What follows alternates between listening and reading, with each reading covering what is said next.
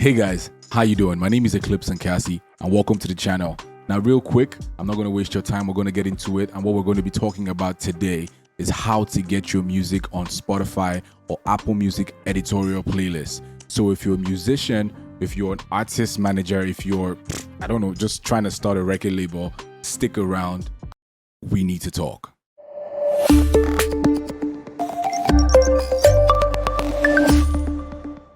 Okay guys, let's get straight to it.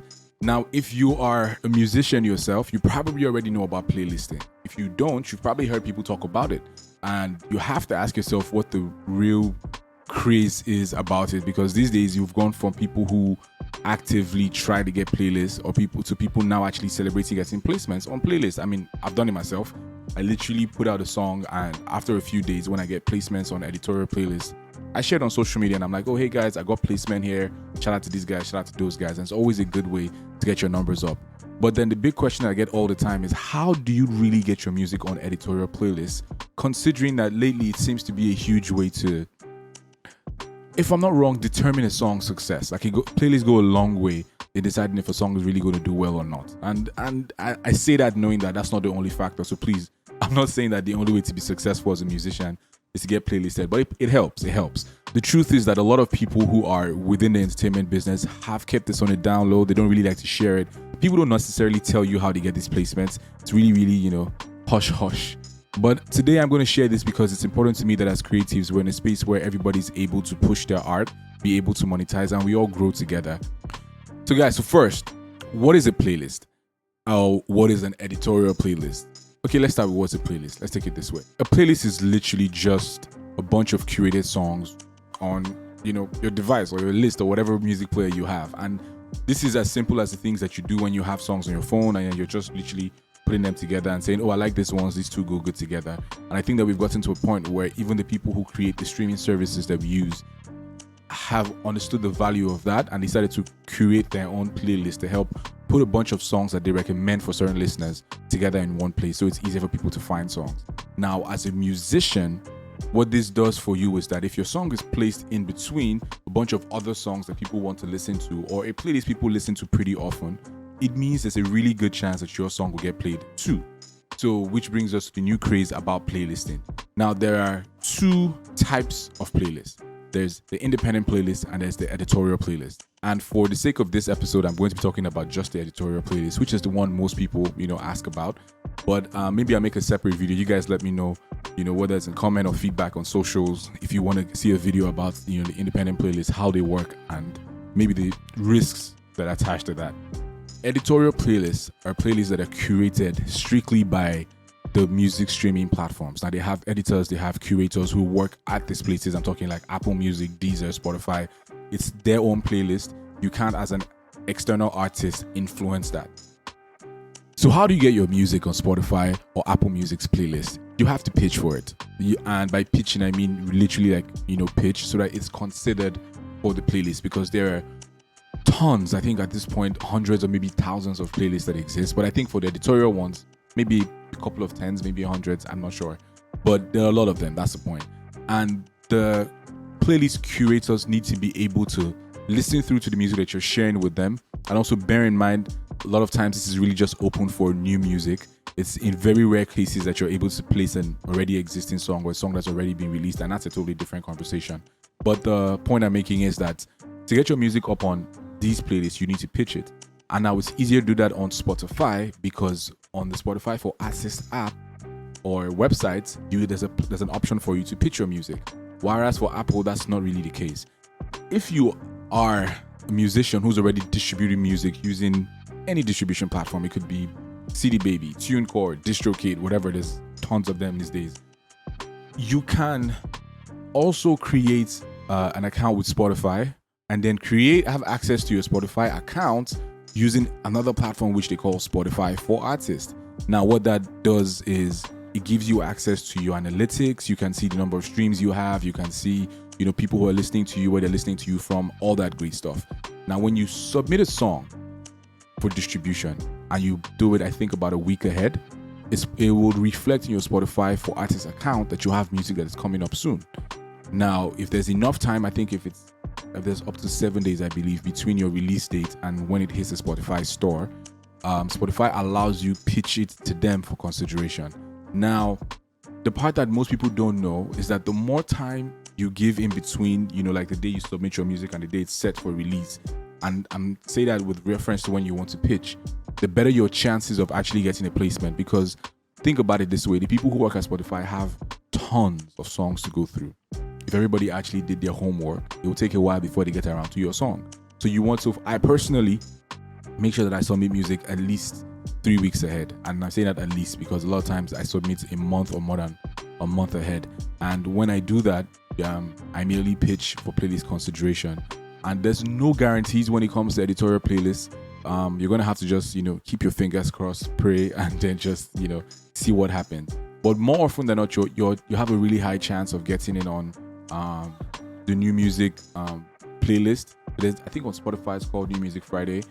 There's also some other algorithmic playlist that you can get on.